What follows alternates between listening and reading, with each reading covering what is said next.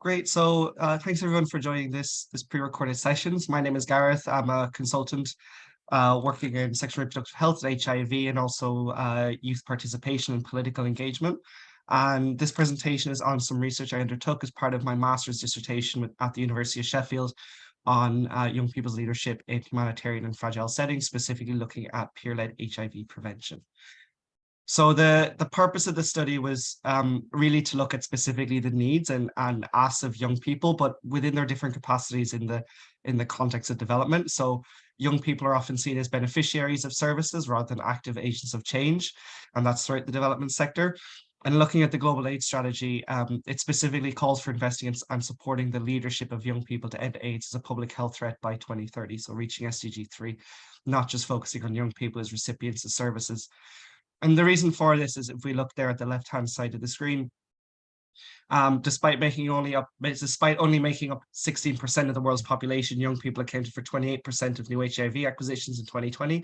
So that's young people aged 15 to 24. And 23% of young people globally are affected by violence or armed conflict, and 9.7 million young people are internally displaced. That's from the Interagency Standing Committee. And that's also 2020 data.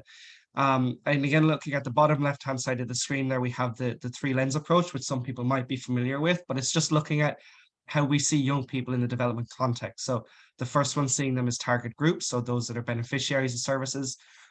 Then the second one, looking at collaborators, so that's engaging young people as partners. So for example, in advisory bodies, in review committees, etc. But then the third one, which is really what I've been focusing on, and due to the call in the global AIDS strategy, is young people as leaders. So those are actually implementing, designing, and leading those interventions. And it's not to say that one of these is more important than the other. All three are important, but it's just that ultimately there's been much of a focus on the first and to a lesser extent the second lens, whereas the third lens are very much falling behind on. So looking at the methodology, semi-structured interviews were conducted and a descriptive analysis undertaken of transcripts. Of initial sample, 15 interviews were conducted and 9 were selected for in-depth analysis for the study. And that was based on some of the criteria that we said, particularly trying not to look specifically at the impact of COVID, looking at pre-COVID issues, and also really looking at those who were under 29 leading these interventions. So this is just a very brief overview of the different countries that were covered. We had Nigeria, DRC, South Sudan, Uganda, Lebanon, and Nepal. So looking at them, we had a very broad range of humanitarian and fragile settings here, from food insecurity to armed conflict to refugees, disease outbreaks, etc. So another thing that was quite important that I wanted to sort of start off on was moving away from young people as this one homogenized group. And young people tend to be engaged and supported as a homogenous group. The research indicated that this is detrimental to efforts to engage young people, and particularly in the context of the HIV response, young key populations require particular attention and support of their leadership. So again, I would expect that a lot of people here would have quite a good understanding of intersectionality, what intersectionality is. When we look at youth and we look at young people, that tends to fall away. So it's really important that we bring that intersectional analysis when we're looking and engaging and supporting young people. And again, if those aren't aware, when we say key populations in the context of the HIV response, we're looking at gay, bisexual, other men of sex with men, sex workers, trans women, people who use drugs, and people in prison or other closed settings. So going on to the key findings, and I'm just sort of prefacing the key findings with some of the political commitments and targets that were set out both in the Global AIDS Strategy and the 2021 Political Declaration on community-led implementation. So 30% of testing and treatment. These are targets set by 2025. 30% of testing and treatment services to be delivered by community-led organizations, and 80% of service delivery for HIV prevention for key populations and women to be delivered by community-led organizations. So this is, again, just really reinforcing the importance of having that community-led and youth-led response. So young people want access. So some of the findings: young people want access to youth-led services. The peer-led aspect was really seen as key. It reduces barriers to service access and reduces stigma. However, it was noted that there needs to be multiple options. It's not enough to just have peer-led services. Peer-led isn't going to be suitable for all, for a variety of reasons. And another reason for the importance of youth-led services was that other key population-led services were not always welcoming or youth-friendly.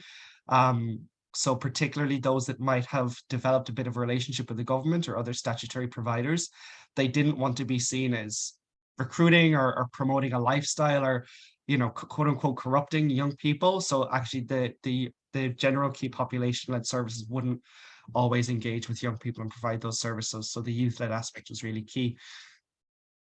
Second, looking at HIV as a holistic issue, and young leaders programming reflects this. Um, the majority of the people that I interviewed were saying that HIV was just not seen as a priority within humanitarian contexts.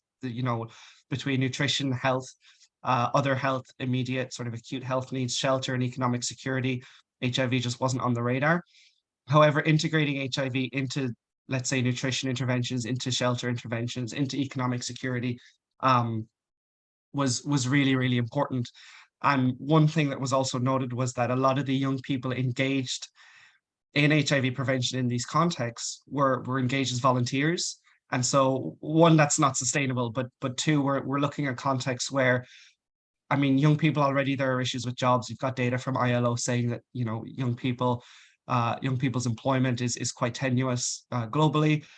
So if you're adding on expecting them to volunteer in a context where there's low economic security, potentially low job opportunities in the first place, but they also have all these other needs, it really doesn't make sense. So it's really important that young people in these contexts are actually paid.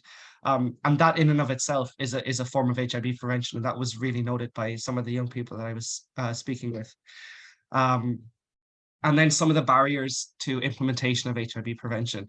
I think one thing that was quite interesting that came out as a result of the study was that none of the identified barriers were unique to humanitarian settings.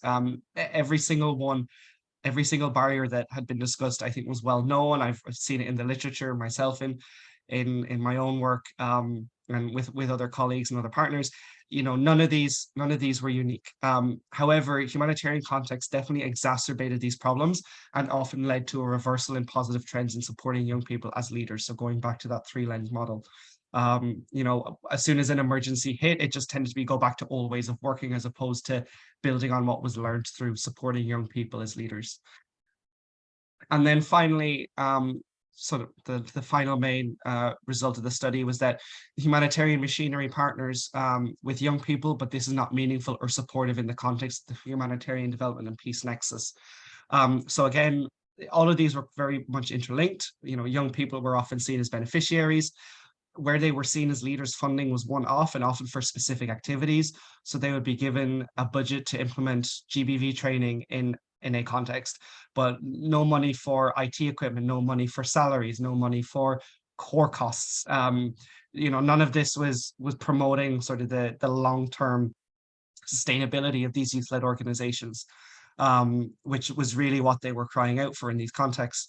And where young people were engaged in programming cycle, they were often only engaged in one aspect of it. So for example, in program planning, and then they weren't involved in implementation or evaluation or vice versa. So really it was very clear that the humanitarian machinery has a long way to go compared to potentially other development sectors in terms of that, meaningful youth engagement, supporting sustainable youth-led interventions, and particularly in the context of the HIV response, where that peer-led aspect was identified as being really, really key.